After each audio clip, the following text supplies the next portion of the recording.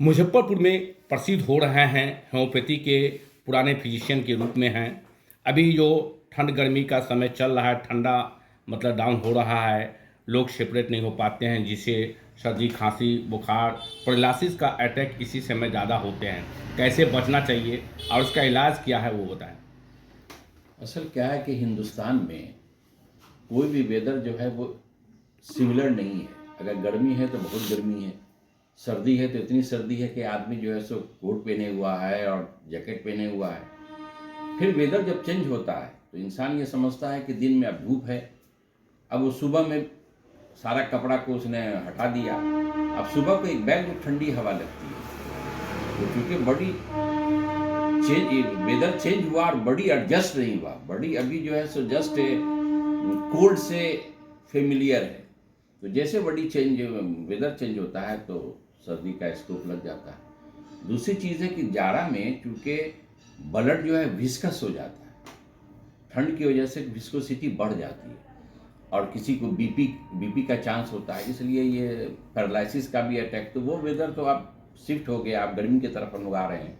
गर्मी में वही 4 बजे शाम में भोर में इंसान जो है पेशाब करने गया, अब एकदम ठंडा से रज़ाई से बाहर निकला और पेशाब करने गया, उस वक्त उसको पैरालिसिस अटैक हो जाता है। चूँकि एक बैग वो जाड़ा में रज़ाई में था, गर्मी में था और पेशाब करने के लिए बाहर निकला, वो जैसे चेंज हुआ क्लाइमेट तो उसको पैरालिसिस मार दिया, विस्कोसिटी बढ़ गई।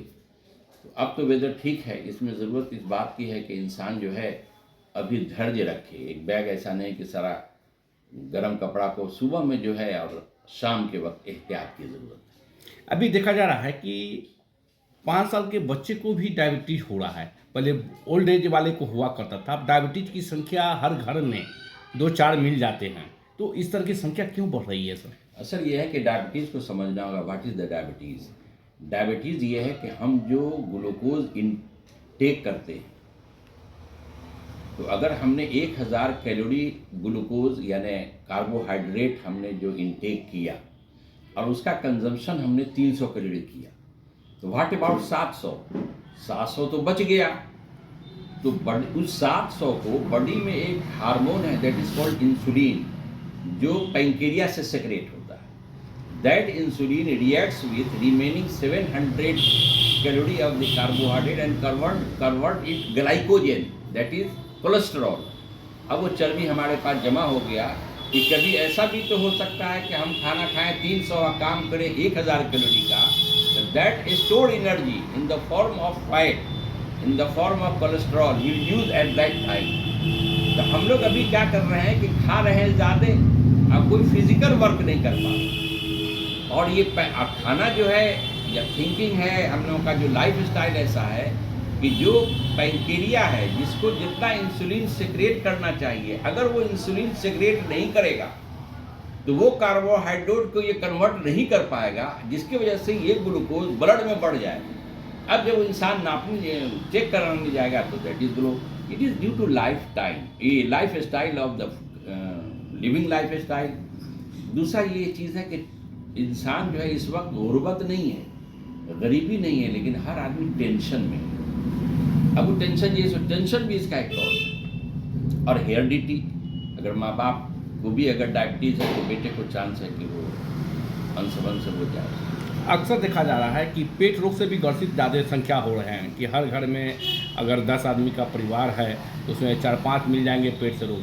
कोई जॉन्डिस से है, कोई लीवर से ग्रसित है, कोई गैस से मतलब कि पर से ये हो रहे हैं। खान पीन मतलब कि युवा पीढ़ी जो हैं रेस्टोरेंट के खाना पसंद करते हैं, तेल मसाला अधिक खाते हैं, जिसके कारण से मतलब कि ये परेशानियाँ ज़्यादा हो रही है। यूं युवाओं से या खासकर लोगों से क्या अपील करने चाहेंगे?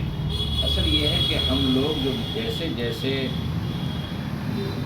मॉडर्नाइजेशन होता चला जा रहा है और हम लोगों का खाने का जैसे बर्गर है, बाहर से खाना मंगवा लिया, तो इसमें फैट जो है वो बहुत अहम रोल अदा करता है।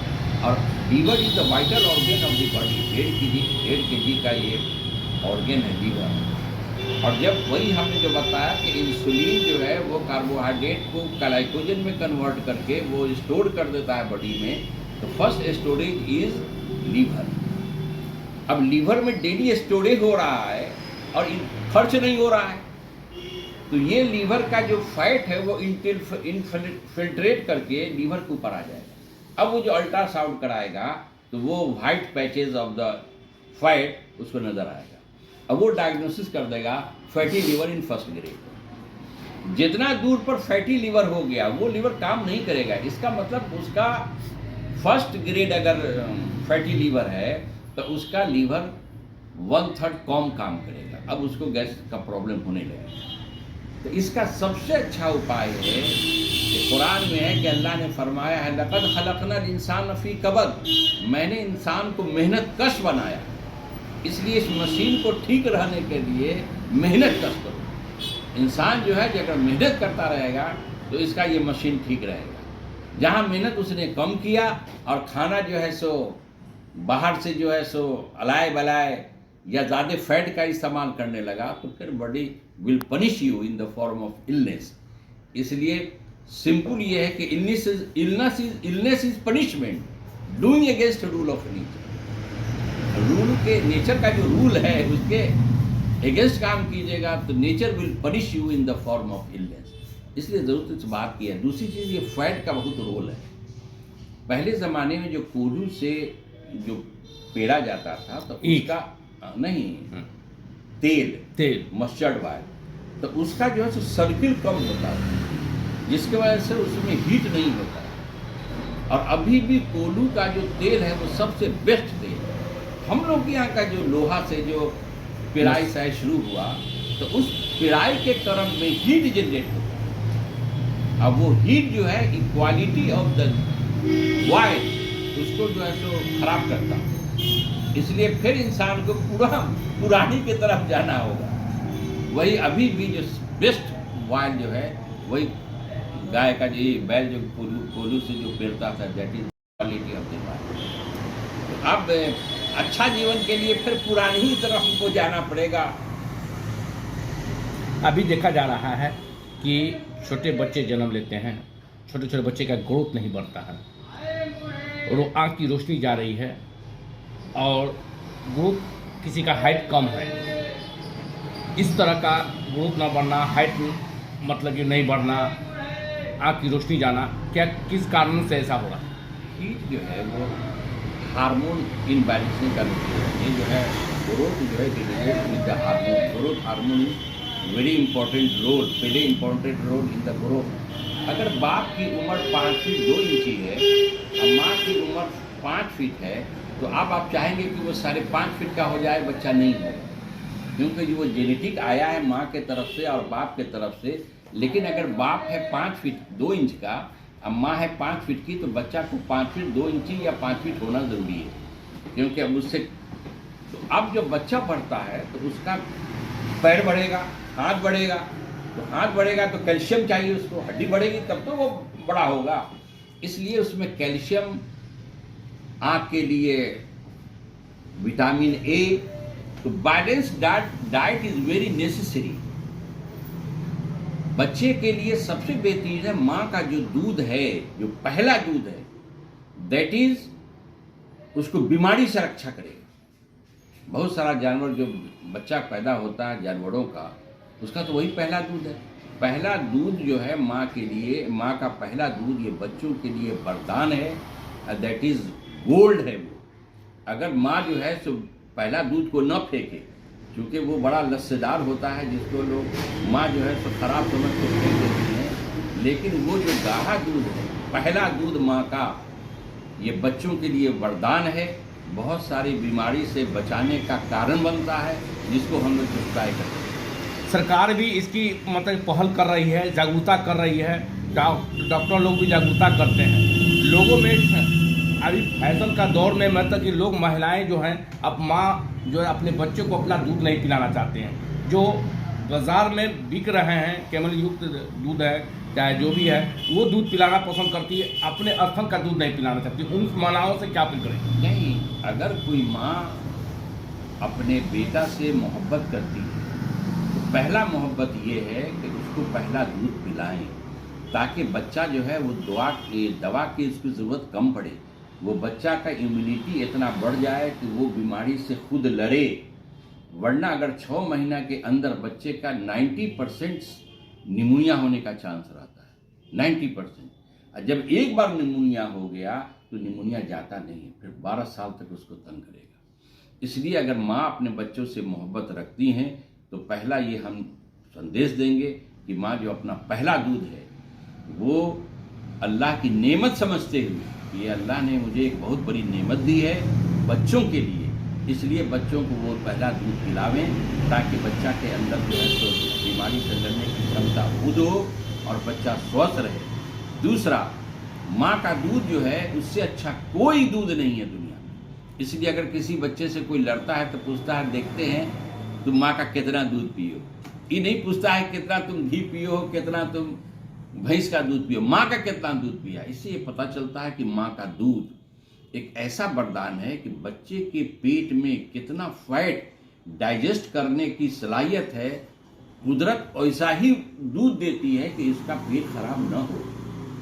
बच्चे के कितना टेम्परेचर दूध का चाहिए वैसा ही टेम्परेचर माँ के दूध से निकलता है। जो इंसान अगर डिब्बा का देगा तो कभी नहीं वो कर पाएगा कि बच्चा के लिए कितना चाहिए फैट, कितना चाहिए टेम्परेचर। जो कुदरत ने जो दिया है वो अनमोल है, इसको जो है सो फैशन के युग में इसको न भूलें। इसलिए पहला संदेश है कि अगर आप बच्चे से प्यार करती हैं तो अपना पहला दूध जो गोल्ड बच्चे के लिए वरदान है उसको पिलाएं, और फिर कोशिश करें कि अपना ही दूध ज़्यादा से ज़्यादा पिलाएं ताकि बच्चा स्वस्थ हो, न उसको कोई बीमारी हो, आँख की बीमारी, इसकी बीमारी। क्योंकि हम जो है तो बाहर से खाना देंगे तो एग्जैक्ट जो बच्चे को ज़रूरत है न्यूट्रिएंट्स वो नहीं दे पाएंगे, कुछ न कुछ डिफिशियंसी हो जाएगी। अगर विटामिन ए की डिफिशियंसी होगी तो आँख पर इफेक्ट पड़ेगा। विटामिन डी, बच्चे को तेल लगाना, धूप में छोड़ा। Vitamin D is very important for consumption of calcium in the body. अगर बच्चे को विटामिन डी कम होगा तो कैल्शियम का एब्जॉर्प्शन नहीं होगा।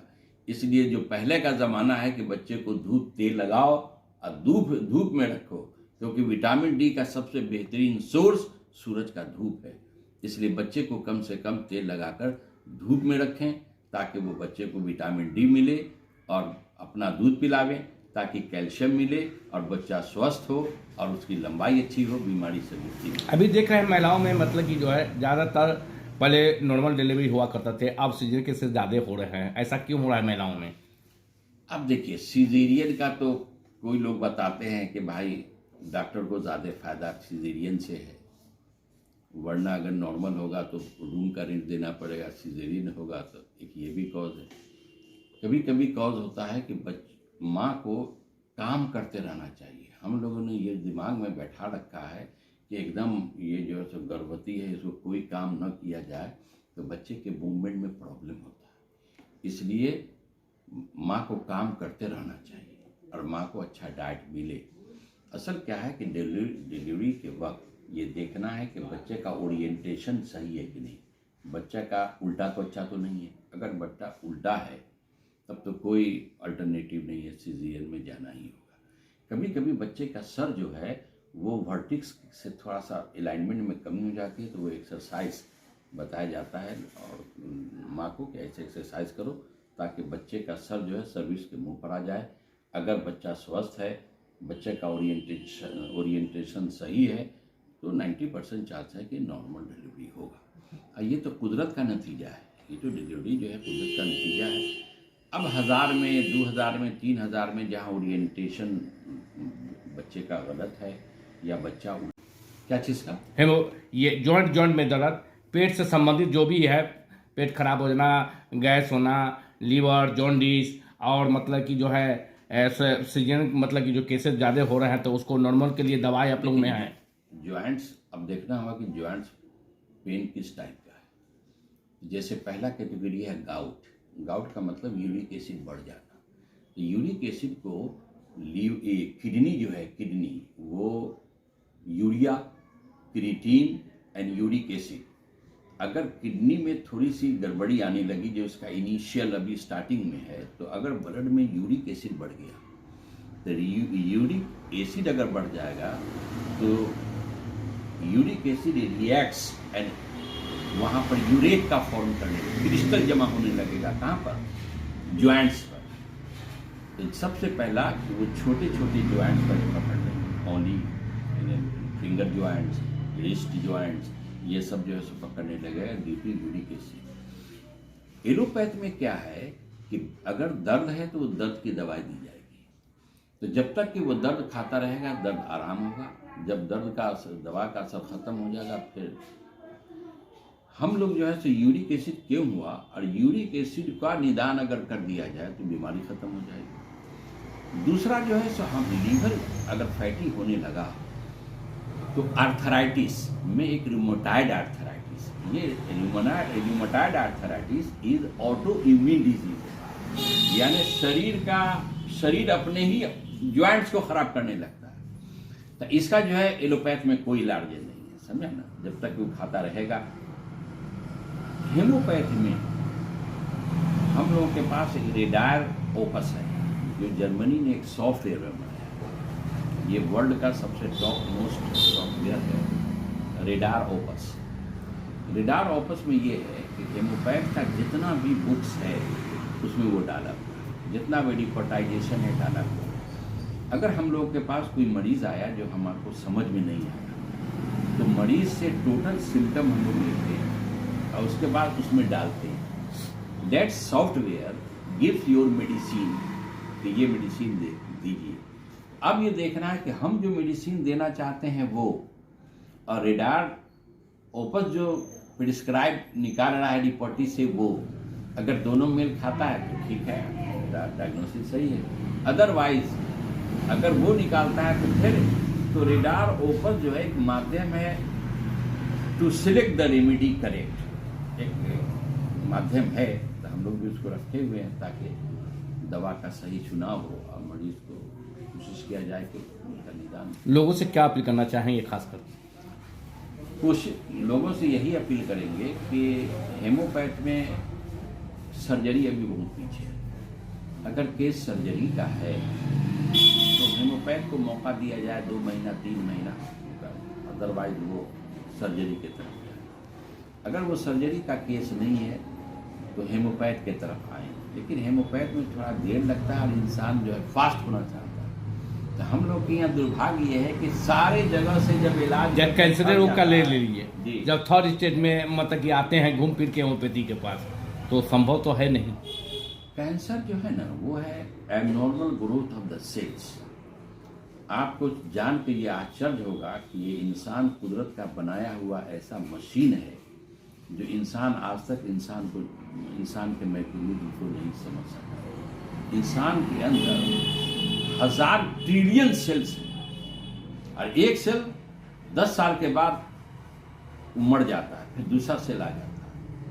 तो अभी एक जापान के एक डॉक्टर हैं जिसको नोबेल प्राइज मिला है 2016 में, उन्होंने एक टर्म निकाला ऑटोफैगी, और उन्होंने कहा है कि मैं दवा तो नहीं निकाला हूं लेकिन 80% कैंसर का निदान निकाला हूं। उनका ये कहना है कि अगर इंसान इंटरमिटेंट फास्टिंग करे, यानी 24 घंटा में 16 घंटा वो भूखा रहे और बाकी वो खाना खाए, तो जब इंसान भूखा होता है तो जब इंसान फास्टिंग में होता है तो उसका कार्बोहाइड्रेट ग्लूकोज लेवल डाउन होता है।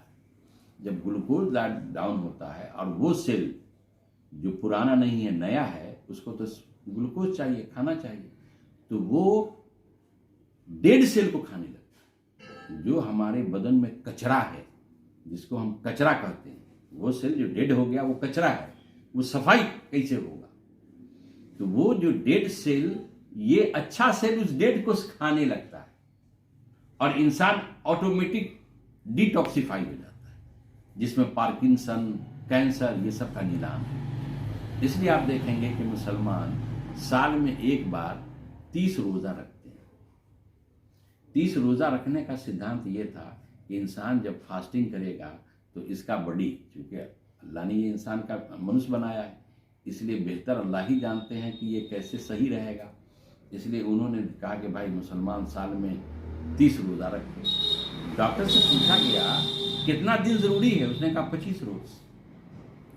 बल्कि वो कहते हैं कि अगर 24 घंटा फास्टिंग कर ले तो ऑटोफैगी की प्रक्रिया शुरू हो जाती है। लेकिन इंसान तो आदी है खाने का,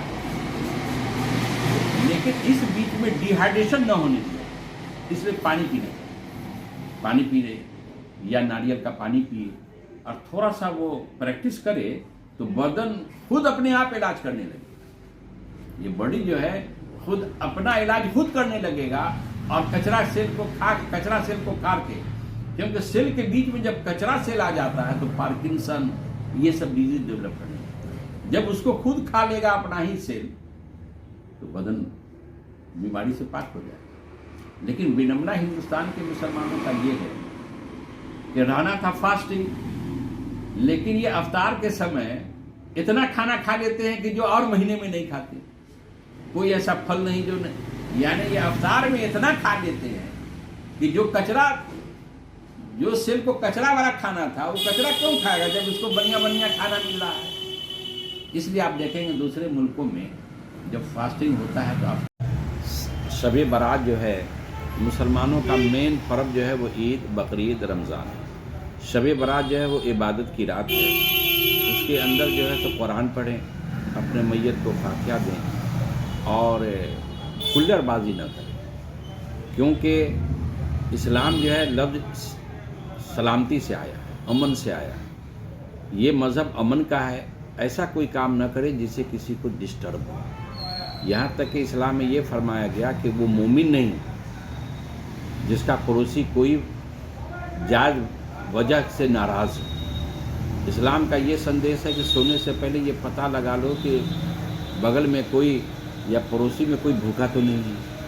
ये ऐसा मज़हब है। इस मज़हब में हम अपील करेंगे कि ये शब बारात है। शब बारात जो है तो इबादत करें, कुरान पढ़ें, नमाज़ पढ़ें, मस्जिद को आबाद करें। कब्रिस्तान में फातिहा, आप कब्रिस्तान में जाएं न जाएं, आप मस्जिद से भी फातिहा दे देंगे, आपके मुर्दा को पहुंच जाएगा।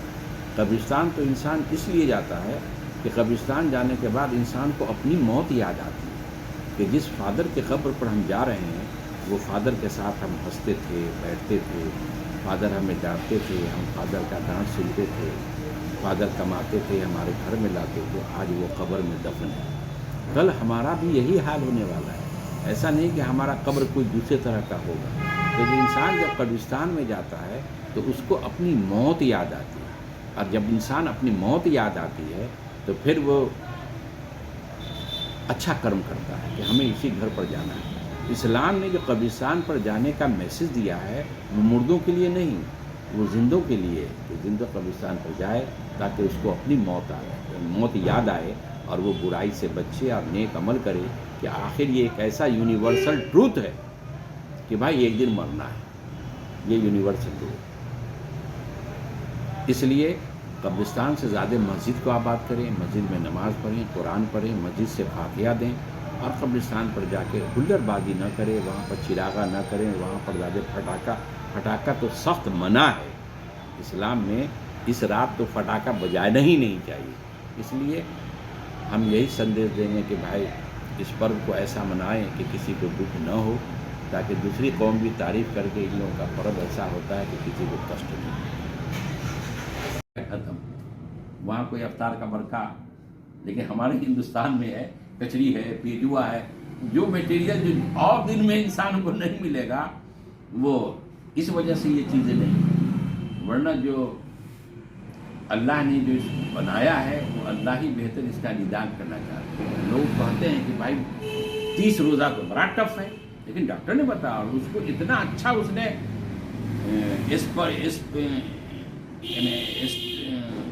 यानी उस लॉजिकल उसने समझाया है। आप डालेंगे अभी इस पर गूगल पर ऑटोफैगी, ऑटो माने सोए, फैगी माने खाना, यानी सोए जो है सो सेल, कचरा सेल को खा जाता है। तभी डालेंगे उसमें तो वो निकलेगा फोटो ऑटोफैगी, जो अभी लोग नहीं जान रहे हैं। जो पढ़े लिखे हैं उसको प्रैक्टिस कर रहे हैं। अब 24 घंटा का फास्टिंग करके इससे लाभ उठा रहे हैं, लेकिन अभी लोगों को पता ही नहीं कि व्हाट इज ऑटोफैगी। और इसी वजह से सरकार उनको नोबेल प्राइज मिला। नाम किसी याद नहीं है, वो जापान के, आप गूगल्स में जाएंगे और ऑटोफैगी डालेंगे तो पूरा समझाया जाएगा कि ऑटोफैगी क्या है और ऑटोफैगी से इंसान कैसे तंदुरुस्त होगा, और ये सारा जो है दवाई का, यानी समझिए आधा इंसान का अपना बीमारी ख़त्म हो जाए। लेकिन बहुत सारे लोग अभी ऑटोफैगी को जानते नहीं, इसलिए मीडिया आपसे अपील करेंगे कि ऑटोफैगी के बारे में जो एक डॉक्टर ने सिद्धांत बताया है वो अमृत है और वो शरीर के लिए बहुत ही फायदेमंद है। हमको लगता है आप भी ऑटोफैगी अभी हम ही से सुन रहे हैं कि सुना है? नहीं, पहली बार सुना। ऑटोफैगी बहुत अच्छी चीज़ है। परिचय बताइए। मेरा नाम जाहिद हुसैन है।